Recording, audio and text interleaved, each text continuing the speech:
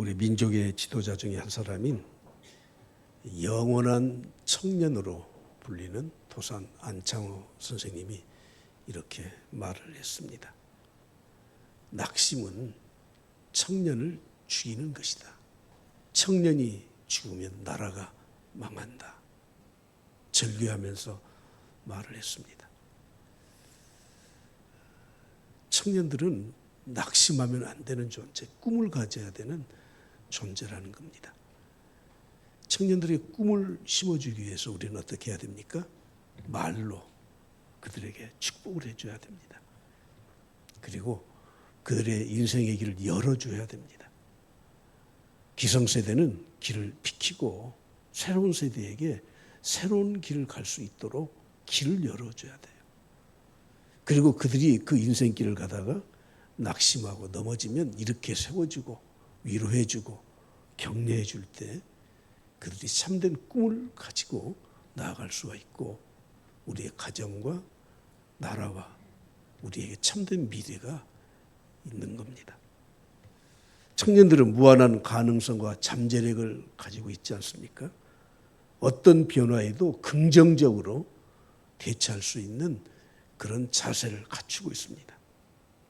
젊었을 때는 다양한 것들을 배울 수 있고 그런 기회를 많이 갖게 됩니다. 그들은 실패를 두려워하지 아니하고 새로운 일을 시도할 수 있는 용기도 있습니다. 변화하는 사회에서 가장 빠르게 적응하고 새로운 기술과 미디어에 그들은 쉽게 접근해 갈 수 있는 능력을 가지고 있습니다. 30, 40년 전에 처음으로 무선 전화라는 게 있었지 않습니까? 손에 들고 다닌다고 해서 뭐라고 하죠? 핸드폰. 그렇죠? 항상 휴대하고 다닌다고 해서 휴대폰. 근데 요즘은 그렇게 부르면 구세대입니다. 스마트폰이요. 똑똑해요. 그 안에 모든 게 다 들어있어요. 그래서 스마트폰이라고 합니다. 근데 여러분 다 갖고 계시는데 어떻게 사용합니까? 옛날에는 큰 전화기 가지고 이렇게 눌렀잖아요. 그래서 그게 습관이 돼서 그림을 보시면 딱 나뉘어져요. 한번 볼까요? 자, 저렇게 왼쪽에 있는 대로 엄지손가락으로 어쩔 때는 한 손가락으로 하더라고. 그냥 얼마나 빠르게 잘하는지. 5060 이후 세대는 항상 꼭꼭꼭꼭 눌러야 됩니다. 달라요. 사용하는 것부터 달라요. 접근하는 방법부터 달라요. 저도 부러워서 한번 해봤더니 잘 안 돼요. 도저히 이게 잘 안 되더라고. 여러분 젊은 사람은 젊은 사람으로 인정을 해줘야 돼요. 젊은 사람들이 청년들이 절망을 하게 되면 나라도 민족도 가정도 소망이 없습니다. 오늘 그런 의미에서 꿈을 간직한 청년이라는 제목으로 말씀을 드리고자 합니다. 청년들의 이런 상황 속에서 우리의 현실을 보십시오. 15년 전부터 모든 청년들에게는 포기라고 하는 것이 그들에게 항상 따라다니지 않습니까? 꿈이 있는 세대가 아니고 포기하는 세대가 되고 말았다는 거예요. 2011년부터 3포 세대라는 말이 등장했습니다. 무엇을 포기합니까? 연애, 결혼, 출산을 포기해요. 한 5년 지나니까 두 가지가 더 붙더라고요. 5포 세대예요. 세 가지다. 인간관계 그리고 집을 장만한 주거 환경까지 포기를 합니다. 또 한 5년 지나니까 7포 세대가 되어버렸어. 이 5가지에다가 꿈과 희망까지 포기했어요. 그래서 이 세대를 N포 세대라고 합니다. 오늘 우리 청년들, 젊은이들은 올포 세대예요. 모든 것을 포기하고 희망 없이 살아가는 세대가 되고 말았습니다. 오늘 저는 서론으로 말씀을 드리면서 한번 꼭 좀 같이 따라서 좀 복창을 했으면 좋겠는데 따라서 해보실래요? 절대 포기하지 말자. 한번 더 따라서 해보시죠. 절대 포기하도록 놔두지 말자. 당사자는 물론이고 우리 기성세대 모두가 청년들에게 참된 꿈을 갖고 살아갈 수 있도록 사회 분위기를 만들어가야 되는 겁니다. 언론에서 SNS에서 자꾸 이런 말이 떠도니까 포기하지 않는 청년들까지도 아이고 포기하자 그렇게 되는 것 같아. 덴마크의 동화 작가 안데르센을 잘 알죠. 그는 한평생 독신으로 살면서 나이가 30대였을 때 동화를 쓰기 시작했습니다. 세계 최초로 어린이를 위한 작품을 쓰기 시작한 겁니다. 약 27년 동안 156편의 작품을 발표했습니다. 그런데 그는 태어날 때 자기 아버지는 구두 수송공으로 가난했고 어머니는 어쩔 수 없이 파출부를 할 수밖에 없었습니다. 얼마나 집이 가난했든지 아이를 낳고 누일 침대를 구하지 못해서 살 돈이 없어서 장례식에서 썼던 널빤지를 사람들이 쳐다보지도 않는 그 널빤지를 주워다가 안데르센의 침대를 만들어 줄 정도였었습니다.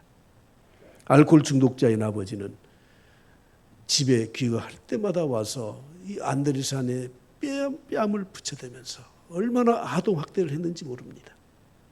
그 아버지도 11살에 세상을 떠나갔습니다. 어쩔 수 없이 초등학교 중퇴자였습니다. 그는 코펜하겐에 가서 그래도 연극 배우라도 좀 해보자 해서 그런 재능을 좀 가지고 있었기 때문에 했더니 거절당한 이유가 바로 학력이 없고요. 언어 구사하는 능력이 너는 부족하다고 낙인을 찍어서 쫓아냈습니다. 그때 요나스 콜린이라는 국회의원이 안데르센을 알아본 거예요. 그리고 너 학교 다녀라. 라틴어 학교에 가서 언어를 배우고 그리고 늦게 30이 되어서 작가가 되었던 겁니다. 기자들이 물었습니다. 그런 어려운 환경 속에서 그렇게 아름다운 동화를 어떻게 쓸 수 있었습니까? 안데르센은 이렇게 대답을 했습니다. 나는 나의 불행한 환경 속에서 베풀어진 그 환경을 나는 축복으로 여겼습니다. 나는 아버지가 무서웠지만 아버지가 들려주는 이야기는 재미있게 듣기를 즐겨했습니다. 보잘것없는 다락방에 내가 누워서 항상 내 마음은 상상의 나래를 펴고 온 우주를 돌아다녔습니다. 그리고 아버지가 나에게 뺨을 때리면서 구타를 했지만 그래도 내 아버지는 좋은 분이다 생각을 했습니다. 그리고 내가 가난한 집에서 태어났지만 가난을 축복으로 여겼습니다. 그래서 내가 가난했기 때문에 성냥팔이 소녀라는 작품을 쓸 수가 있었고 내가 못생겼다고 사람들에게 놀림을 받았기 때문에 미운 오리 새끼라는 작품도 쓸 수 있었던 겁니다. 그는 마지막으로 이렇게 말했습니다. 절망의 길에서도 낙심하지 않고 산다면 우리도 원망의 이야기를 사랑의 이야기로 바꿀 수 있습니다. 여러분 오늘 이 시대 올포 세대라고 말을 하는데 꼭 맞는 말은 아니지만 우리가 참고할 수밖에 없는 우리의 현실 아닙니까? 그러면 우리가 젊음이 있고 믿음이 있고 하나님을 바라보는 신앙인으로서 그렇다고 해서 다 포기하고 손 놓고 주저앉아서 살아야 되겠습니까? 특히 우리 기성세대는 이젠 다 살았다 하면서 인생에 아무런 꿈과 소망이 없이 사는 것이 그것이 맞는 겁니까? 이럴 때 우리가 신앙을 가졌다고 신앙인이라고 하면 한숨을 쉬면서 땅을 바라보면서 살지 말고 하늘을 바라보면서 심호흡을 할 수 있어야 되지 않겠습니까? 야고보서 1장 17절에 말씀합니다. 온갖 좋은 은사와 온전한 선물이 다 위로부터 빛들의 아버지께로부터 내려온다고 말씀한 것처럼 오늘 우리는 포기하지 않길 바랍니다. 어떤 환경에서도 하나님 나라에 대한 비전을 가질 수 있기를 바랍니다. 여러분 성경 66권 가운데 꿈꾸는 자, 비전이 있는 자가 누굽니까? 요셉이에요. 요셉. 요셉은 하나님께서 함께 하시는 자였어요. 그런데 여러분, 누구나 하나님께서 함께 하시지만 누구에게나 꿈을 주시지는 않습니다. 요셉은 하나님이 함께 하시는 자로서 하나님을 떠나지 않도록 살았습니다. 하나님이 함께 하시는 자로서 하나님만 의지하며 살았습니다. 하나님이 함께하는 자로서 하나님을 사모하면서 살았습니다. 그래서 12명의 자녀가 있었지만 하나님은 요셉에게 꿈을 주셨던 겁니다. 그 꿈이 무엇입니까? 12곡식단, 12별과 해와 달. 두 가지의 꿈을 통해서 요셉에게 절을 하는 꿈을 꾸었어요. 그리고 그 꿈 이야기를 자기 형들에게, 부모에게 했던 이후에 미움을 받기 시작했습니다. 오늘 본 말씀 보면은 아버지의 심부름을 하기 위해서 형들이 양을 치는 곳에 요셉이 갔을 때 형들이 멀리서 알아보잖아요. 오늘 창세기 37장 18절부터 보시죠. 요셉이 그들에게 가까이 오기 전에 그들이 요셉을 멀리서 보고 죽이기를 꾀하여 이르되, 다 같이 시작. 꿈꾸는 자가 오는도다. 꿈꾸는 자가 오는도다. 꿈쟁이에요, 꿈쟁이. 얼마나 미움을 받았는지 모릅니다. 그러나 그 꿈은 누가 준 꿈입니까? 하나님이 주신 꿈이에요. 요셉은 그 꿈을 앓고 살아갔습니다. 종으로, 노예로 팔려갈 때에도 그 꿈은 간직하고 있었습니다. 억울한 누명을 써서 감옥에 갇힐 때에도 그는 그 꿈은 버리지 않았습니다. 술 맡은 간원장이 내가 다 알아서 너 도와주겠다. 2년이 넘도록 감감무소식인데도 불구하고 그 꿈은 버리지 않고 있었습니다. 여러분, 인생의 크기는 꿈의 크기와 비례한다는 걸 아십니까? 내가 큰 꿈을 꾸고 살면은 내 인생도 큰 인생을 사는 겁니다. 꿈은 그 크기만큼 값이 매겨져 있다는 것입니다. 꿈이 큰 사람은 삶도 크게 달라지는 역사가 일어나게 되는 겁니다. 그래서 하나님은 우리에게 말씀하시죠. 묵시가 없으면 백성이 방자히 행하거니와, 이 말씀을 킹 제임스 버전 영어 성경에는 이렇게 번역을 했습니다. Here there is no vision. 꿈이 없는 곳에 the people perish. 끝이 난다, 끝장난다, 망한다. 그런 뜻입니다. 비전이 없는 곳에는 사람들이 다 무너진다. 그런 뜻입니다. 여러분, 여기서 말하는 이 비전이라고 하는 것은 묵시로 우리 성경에는 번역했잖아요. 하나님의 말씀을 통해서 갖는 비전을 말하는 겁니다. 말씀을 통한 비전이 없으면 경거망동을 해요. 방자히 행해요. 그래서 결국은 망하게 된다는 것입니다. 그러므로 비전은 항상 눈에 보이지 않지만 먼 곳에 있거든요. 꿈을 간직하지 못한 사람은 항상 눈에 보이는 대로만 삽니다. 자기의 욕구대로만 살아갑니다. 감정대로 살아갑니다. 그러나 꿈을 소유한 사람들은 저 산 너머에 있는 꿈이 그에게 있기 때문에 당장 눈에 보이는 대로 살지 않습니다. 꿈에는 박앤세일이 없다고 합니다. 무슨 말입니까? 꿈은 할인 매장이 없어요. 내가 큰 꿈을 가졌다면 큰 꿈을 이룰 수 있는 대가를 치러야 된다는 거예요. 희생을 치러야 된다는 거예요. 그만큼 노력해야 된다는 겁니다. 요셉은 은 20에 노예로 팔려갔었습니다. 그는 노예로 팔려가면서도 하나님 원망하지 않았습니다. 여러분, 그 꿈이 애굽의 총리가 되는 것입니까? 아니에요. 그건 하나님이 아예 처음부터 말씀도 하지 않으셨어요. 애굽으로 팔려갈 것도 하나님 말씀도 하지 않으셨어요. 그냥 이 12곡식단, 12별, 해와 달이 11번째 너를 향해서 절을 할 것이다. 다시 말하면 하나님이 너를 네 가정에서 크게 쓰실 것이다 하는 그 꿈 외에는 없었습니다. 우리는 생각하기를 꿈이라고 하면 어떤 일을 이루는 것, 어떤 목적을 위해서 내가 성취하는 것에 초점이 맞춰져 있는데 아닙니다. 오늘 제가 말씀드리고자 하는 이 본론의 말씀은 여기에 있습니다.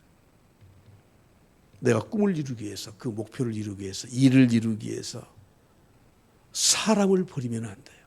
우리의 꿈은 사람에게 있어야 돼요. 여러분, 나이 30에 노예로 끌려와서 애굽의 총리가 된 요셉을 보십시오. 그가 총리가 된 이후에 됐어요. 내 형들 내가 찾아갈 거야. 내 고향에 찾아갈 거야.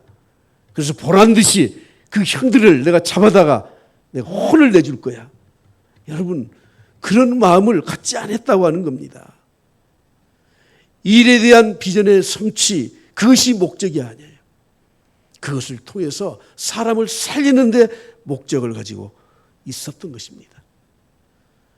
사람은 누구나 이 땅에 태어나서 사랑받기 위해서 하나님의 축복으로 살 권리가 있지 않습니까? 여러분, 요셉이 꿈을 해석해 주었잖아요. 먼저 7년 흉년이 될 것입니다. 그리고 7년 풍년이 될 것입니다. 그리고 7년 흉년이 될 것입니다.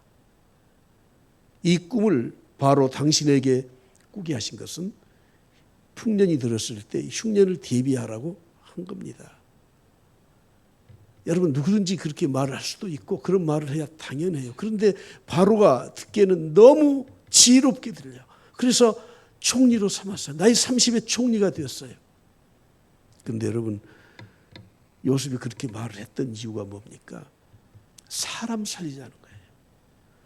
풍년이 들었을 때 사람 살리기 위해서 7년을 준비하자는 겁니다. 에집트 사람들만 살자는 게 아니에요. 그 변방에 있는 다른 나라 흉년 들었던 사람들도 살리자는 거예요. 결국엔 그 지혜롭게 말을 했던 그 말의 핵심은 일이 아니고 사람 살리는 데 있었다는 거예요. 여러분, 요즘 물질 만능주의, 지난 한 세기 동안 이게 너무 우리에게 문화에 다 쩌들어 있기 때문에 우리가 직장을 구해도 어떤 일을 해도 이왕이면 다홍치마, 그래서 돈 많이 주는 대로 다 가지 않습니까? 우리의 꿈은 물질에 세상에 있어서는 안 돼요.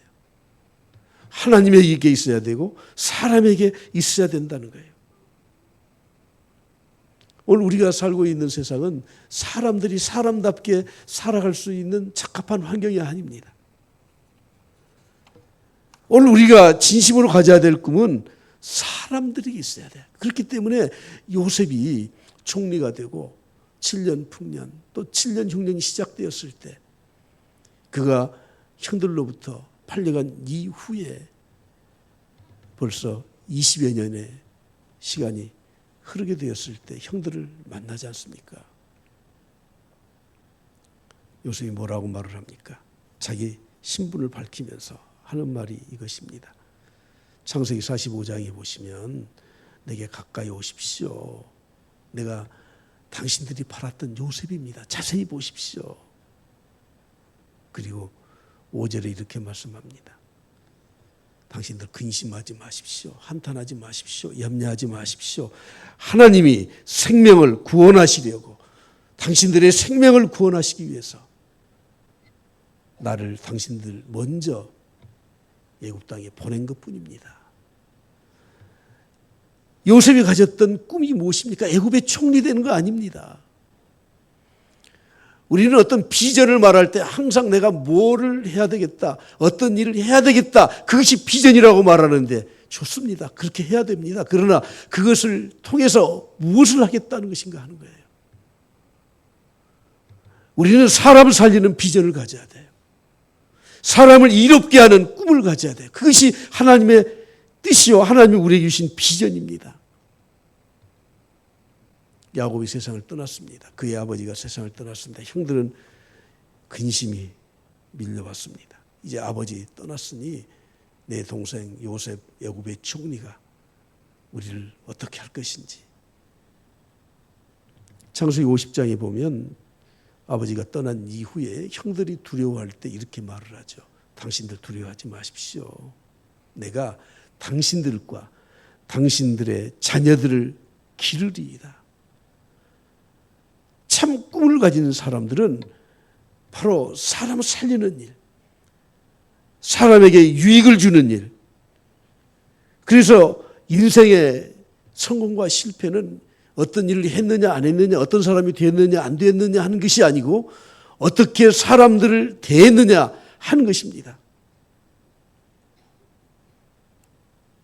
내가 가지고 있는 비전, 꿈을 이루기 위해서 사람들 팔아먹지 마시고, 사람들 배반하지 마시고, 사람들을 죽이지 말고, 내가 하는 일을 혹시 더디 이룰지라도, 아니 이루지 못할지라도 사람들을 살리고 사람들을 살릴 수 있도록 살아가는 것이 참 비전과 꿈을 가지고 있는 사람이라고 하는 겁니다. 오늘 대표 지도자들도 항상 얼마 남지 않은 이 선거를 위해서 기도하는데 참 불행한 일 아닙니까? 저는 정치적인 입장에서 말씀을 절대 드리지 않습니다. 이런 일을 행했던 사람들 정말 잘못된 거예요. 정말 잘못된 거예요. 저는 이번 그 대통령이 그래도 임기는 좀 마치고 좀 어떻게 좀 끝내줬으면 좋겠는데 하면서 제가 안 되겠다 하면서 하나님 앞에 이렇게 기도했습니다. 다음 대통령은 정말 생각이 똑바르고 좀 실력도 있고 또 사람들 살리고 이쪽 저쪽에서 자기가 뽑았던 대통령에 대해서 서로 아웅다웅하지만 그러나 나중에 뽑아놓고 대통령 직무를 다 한 다음에는 그래도 잘했어 할 수 있는 대통령이 좀 제발 나왔으면 좋겠어요. 저는 하나님께 그렇게 기도했습니다. 그런데 오늘의 현실을 보면 이건 다 물 건너가거든요. 이미 다 결정된 것 같아요. 그러면서 세계 지도자들을 쭉 살펴보다가 제가 미국의 39대 지미 카터 대통령을 생각을 했습니다.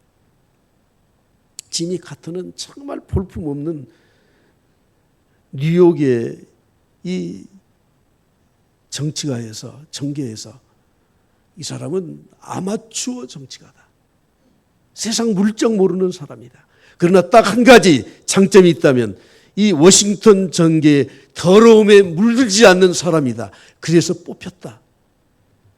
그렇게 평가를 했습니다. 그가 4년 동안 대통령 하면서 평화주의자예요. 그가 폈던 정책은 전부 다 이상적인 거예요. 그래서 현실에 너무 맞지 않아서 다 실패했어요. 20세기에 미국의 대통령 중에서 재선에 당선되지 못한 사람은 유일하게 지미 카터 대통령이에요. 미국의 선거인단 538명 중에서 그가 지지한 선거인단은 49명, 10%의 지지를 받았어요. 그래서 떨어졌어요. 그런데 보십시오. 그가 퇴임 이후에 그는 여전히 평화주의자예요. 사랑의 집짓기, 자선활동, 비공식적인 외교활동, 세계 평화를 위해서 끊임없이 돌아다녔어. 그래서 2002년에 세계 최초로 전직 대통령으로 유일하게 노벨 평화상을 받았습니다. 작년 100세로 세상을 떠났습니다. 그는 신앙을 가지고 있는 사람으로서 대통령에서 물러나자마자 자기 고향에 가서 주일학교 교사로 봉직을 했습니다. 여러분, 시간이 흐른 다음에 사람들을 평가하는 겁니다. 우리 대통령도 우리 지도자들도 좀 그렇게 똑바로 정신 차린 정신 베낀 사람이 대통령이 돼야지 정권력에 사로잡혀서 후에 사람들로부터 난도질을 당하는 그런 지도자, 나라가 불행한 겁니다. 오늘 저는 참된 비전이 무엇인가? 어떤 일을 이루는 것, 정권 잡는 것, 뭐 하는 것, 아닙니다. 사람을 사랑하는 것, 사람을 살리는 것, 사람에게 참된 소망을 갖게 해주는 게 참된 비전입니다. 오늘 저는 결론으로 드리고 싶은 말씀이, 그러면 우리의 이 올포 세대, 모든 걸 포기할 수밖에 없는 그런 환경에서 우리 다음 세대 젊은이들에게 어떤 비전을 심어줘야 되는가 4가지를 결론으로 말씀드리고자 합니다. 전도서 12장 1절부터 2절에 말씀하죠. 너는 청년의 때에 창조주를 기억해라. 죽기 전에 늙기 전에 그렇게 하라. 이렇게 말씀합니다. 어떤 비전을 가지고 창조주 하나님을 기억하면서 살아야 될까요? 첫 번째는 친구에 대한 비전을 심어줘야 돼요. 여러분 요즘 기성세대나 또 젊은 세대나 친구의 소중함을 잘 모르고 살아요. 명심보방에 보면 금난지붕이라는 말이 있죠. 금난지붕 무엇입니까? 급하고 어려울 때 지붕, 나를 도와줄 수 있는 친구가 있느냐 하는 거예요. 밥 먹고 놀고 카톡의 친구는 수십 명, 수백 명 되지만 어려울 때 도와주는 친구가 있냐? 여러분 내가 어려울 때 나를 도와주는 친구 말고 내 친구가 어려울 때 내 모든 걸 바쳐서 도와줄 수 있는 그런 친구를 말하는 거예요. 피차 그런 친구예요. 사무엘상 18장 1절에 다윗과 요나단의 관계에 대해서 말씀하고 있습니다. 다윗이 사울에게 말하기를 마침에 요나단이 마음이 다윗의 마음과 하나가 되었습니다. 요나단이 누굽니까? 사울의 아들입니다. 사울이 다윗을 죽이려고 그렇게 했습니다. 다윗을 죽일 계책을 요나단에게 말했습니다. 그때 마음에 그 다윗을 사랑하는 마음이 너무 커서 마음에 감동을 받고 요나단이 그를 자기 생명같이 사랑했다고 말씀하고 있습니다. 주님은 이렇게 말씀하십니다. 불의의 제물로 친구를 사귀라. 불의의 제물로. 여러분 그 불의의 재물, 그 소득을 가지고라는 말이 아니고 우리가 재물을 가졌다면 친구를 그 불의의 재물로 친구를 사귀라는 거예요. 영어 성경에는 이렇게 번역을 해놓았습니다. Make to yourself friends. Make to, 만들어라 그 말이에요. 친구를 좀 만들어가라. 물질을 들여서 친구를 만들어라. 시간을 들여서 친구를 만들어라. 정말 값진 친구를 만들어라 하는 겁니다. 시간을 투자해라. 제 산친이 가정예배 드릴 때 제가 수도 없이 들었던 말인데요. 아마 여러분들에도 이 이야기를 한두 번 전해드렸는지 모르겠습니다. 아버지가 아들에게 야, 네 친구 있냐? 아이 많죠. 보십시오. 이 동네 저 동네 이게 많지 않습니까? 그래. 정말 네 친구 있느냐? 그래서 있죠. 그러면 이렇게 하자. 오늘 저녁에 나랑 같이 네 친구 집에 가자. 그러시죠. 느닷없이 돼지 한 마리를 잡았습니다.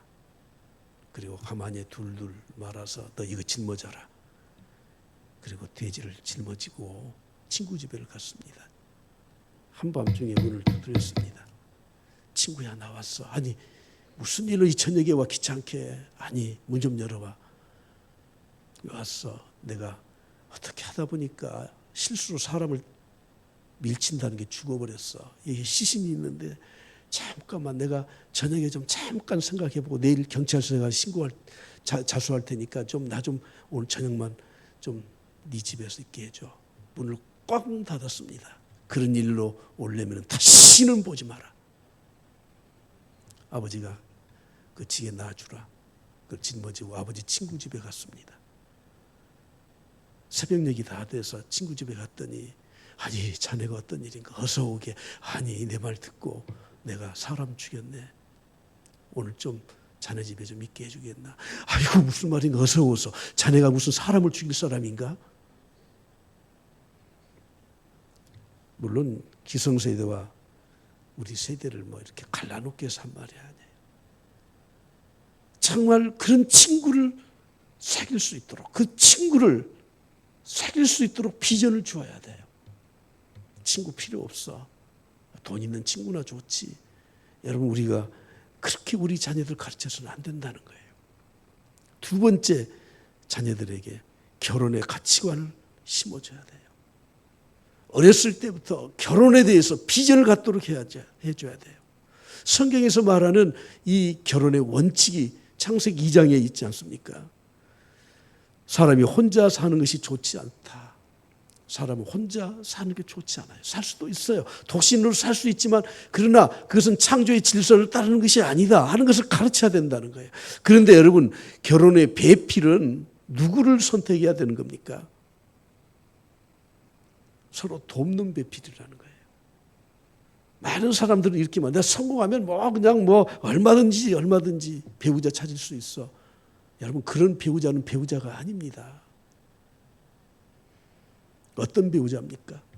서로 돕는, 내가 도와줄 수 있는 배필, 내가 도울 수 있는 배필. 그리고 하나님이 하와를 창조하셔서 데리고 왔잖아요. 여러분, 내가 배우자를 찾는 건 하나님이 예비하신 상대를 찾는 것이지 내 이상과 내 생각에 맞는, 규격에 맞는 자를 찾는 게 아니라는 거예요. 우리는 우리 자녀들에게 다시 이젠 교육을 시켜야 됩니다. 내가 도울 수 있는 사람을 찾아라. 하나님이 예비하신 자가 누군지를 찾아라. 키가 작고 볼품없는 모습을 한 꼽사등이가 있었습니다. 제가 결혼 주례 때 가끔 이 에피소드를 말씀을 드리는데, 이 꼽사등이가 어떤 처녀를 보고 사랑에 빠졌습니다. 짝사랑이죠. 가슴에 쿵쿵 앓고 있다가 찾아갔습니다. 내가 당신 좋아합니다. 쳐다보지도 않습니다. 몇 번을 찾아가도 거절을 당했습니다. 한숨을 쉬다가 이렇게 생각했습니다.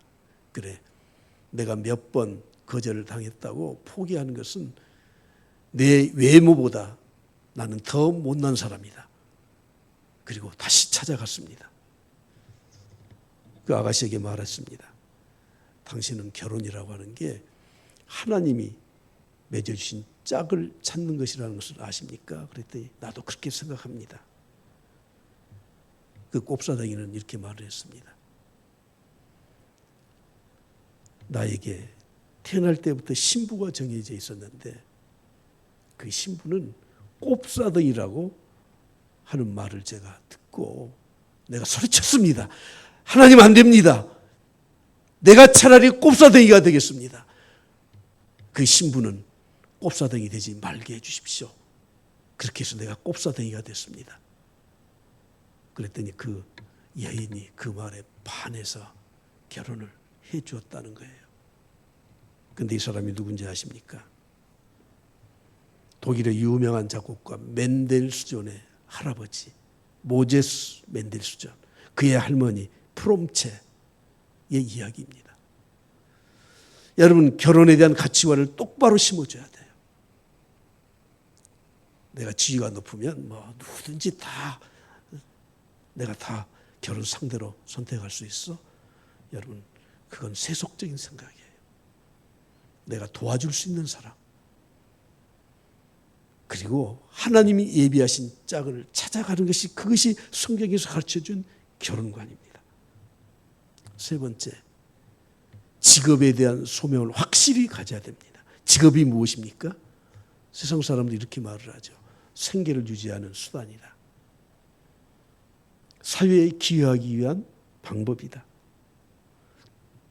직업은 자아 실현을 이루는 현장이다. 맞습니다. 그러나 성경에서는 우리에게 이것을 뛰어넘는 직업관을 우리에게 가르쳐준 것이 무엇입니까? 하나님이 주신 소명이라는 거예요. 하나님이 하고 싶은 일이 있으셔요. 세상에서 하나님이 하고 싶은 일이 있으셨어. 세상에 이 공법을 실현해야 될 그런 뜻이 있으셔. 그래서 우리 기독교인들은 그 하나님의 공법을 실현하기 위해서 법을 공부하고 판사가 되고 검사가 되어서 하나님이 하시고자 하는 일을 심부름하는 거예요. 그것이. 하나님이 세상에 이런저런 일을 정말 하나님의 뜻으로 하고 싶은 일이 있는데 내가 그런 재능을 가지고 있고 뜻이 있어서 내가 그 길을 가면서 하나님이 이루고자 하는 뜻을 대신 이루는 것이, 그것이 직업이라고 하는 겁니다. 그래서 독일어로 직업은 베루프라고 해요. 베루프. 베루프라는 말은 소명이라는 뜻입니다. 그리고 직업은 단순한 밥벌이가 아닙니다. 나 좋아서 하는 일이 아닙니다. 적어도 우리가 하나님을 알고 믿고 그 뜻을 받들어 산다고 하면 그 직업은 하나님이 나에게 주신 일입니다. 하나님 대신 하는 일입니다. 그래서 골로새서 3장에서 말씀하잖아요. 종들아, 너희들 상전을 이렇게 섬겨라. 어떻게 섬겨라고 말씀합니까? 무슨 일을 하든지 마음을 다하여 죽게 하듯 하라. 마지막 네 번째, 뚜렷한 인생관, 인생의 목적을 갖도록 해야 됩니다. 여러분, 여행을 하면서 목적지를 안 정해놓고 이리저리 가는 여행길 없습니다. 인생길은 단 한 번 가는 여행길입니다. 그런데 목적지가 없이 방황을 한다고요? 이건 100세 시대거든요. 그렇게 방황하면서 100살을 살든 이제는 120세 세대라 그러더라고. 120년을 그렇게 살든 이제는 잘 건강 관리하면 150세까지도 살 수 있대요. 그렇게 해서 150세를 살든 목적 없이 방황하고 산들 다 허무한 겁니다. 그러나 분명한 목적을 가지고 20대, 30대 혹시 요절을 했더라도 그 사람은 보람 있는 인생을 산 겁니다. 한국의 첫 순교자인 토마스 선교사 아십니까? 그는 청소년 시절부터 복음 전하는 선교사로 헌신하고 싶어서, 근데 나이가 안 돼서 학교에서 안 받아줘. 그렇게 공부를 해서 23살에 목수 안수를 받았습니다. 그리고 그해 12월 달에 중국의 선교사로 파송을 받았습니다. 혹독한 이 중국의 삶에 견디지 못해서 3개월 후 그의 아내가 1863년 3월에 세상을 떠났습니다. 그는 상해에서 부둣가에서 집 나르는 일꾼으로 일을 하면서 내가 선교를 계속해야 되냐 말아야 되냐 그러다가 조선 땅에 왔습니다. 황해도에서 조선말을 배우고 그리고 성경을 한국어로 조선어로 번역된 성경을 보급하기 위해서 1866년 미국의 상선 제네럴 셔먼호에 탔습니다. 평양에 갔습니다. 대동강에 거쳐서 평양에 갔습니다. 9월 2일, 1866년 9월 2일 대동강 양각도에서 순교를 당했습니다. 그때 자신을 처형하는 조선의 병사 박춘권이라는 사람에게 자기의 품에 가지고 있었던 성경을 던져줬습니다. 박춘권이 그 성경을 보고 예수 믿고 조선의 대한민국의 첫 번째 장로가 되었습니다. 여러분 26살에 순교를 당했던 토마스 선교사가 헛된 인생을 살았습니까? 인생에 참된 비전을 심어줘야 돼요. 성경은 우리에게 청년들에 대해서 새벽 이슬 같은 주의 청년이라고 말씀하지 않습니까? 새벽 이슬이 무엇입니까? 팔레스타인 지역의 그 가문 그 땅에 새벽에 이슬이 손톱 한마디 정도의 큰 이슬이 내려요. 식물들이 다 죽어가다 풀이 다 죽어가다가 아침에 새벽에 내리는 이 이슬 때문에 다시 소생해요. 그런데 여러분 새벽 이슬은 잠깐 보이다가 해가 떠오르면 다 없어져요. 청년의 때가 그런 겁니다. 청년의 때 길어야 10년입니다. 그들이 집중적으로 미래를 위해서 준비하던 기간은 5, 6년, 7, 8년밖에 안 됩니다. 그러나 그때 집중적으로 비전을 가지고 꿈을 가지고 인생을 위해서 투자한 청년들은 70년, 80년을 풍요롭게 하나님의 뜻을 이루고 살 수 있다는 것입니다. 오늘 네 가지의 비전. 첫째는 무엇이죠? 친구에 대한 비전. 두 번째는 무엇입니까? 결혼에 대한 비전. 세 번째는 직업에 대한 비전. 네 번째는 인생에 대한 비전. 근데 이 네 가지 비전을 한꺼번에 한 방에 이룰 수 있는 게 예수 잘 믿는 거예요. 예수님은 나의 친구셔요. 예수님은 나의 남편이셔요. 예수님은 나의 인생의 목적이셔요. 예수님 믿고 사는 사람들은 세상에 헛되지 않는 삶을 살아갑니다. 오늘 우리 자녀들, 다음 세대, 우리 기성세대 모두가 다 하나님이 주신 참된 비전과 꿈을 저버리지 않길 그리스도를 간절히 축원합니다.